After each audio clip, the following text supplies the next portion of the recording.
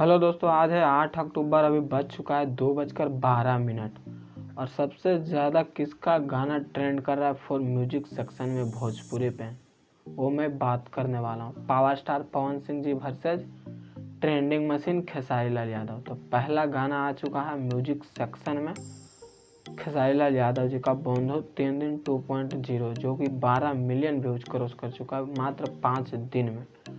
शिल्पी Raj ji duet किया है। दूसरा गाना है पावर स्टार पवन सिंह जी का सातों बहनियाँ आईली।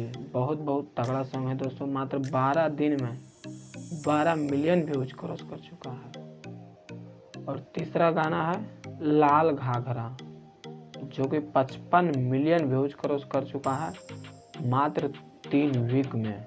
शिल्पी राज जी ड्यूट किया है। चौथा गाना है नाच धनी धीरे धीरे, पावर स्टार पवन सिंह जी का भक्ति सॉन्ग है।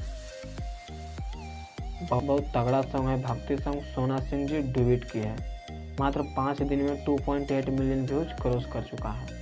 और पांचवा गाना किसका होने वाला है मैं वो भी देखता हूँ। थोड़ा नेटवर्क स्लो चल रहा है और मेरा मोबाइल भी हैंग करता है दोस्तों, इसी वजह से थोड़ा वीडियो आगे पीछे स्क्रॉल डाउन अच्छा से नहीं हो पाता है।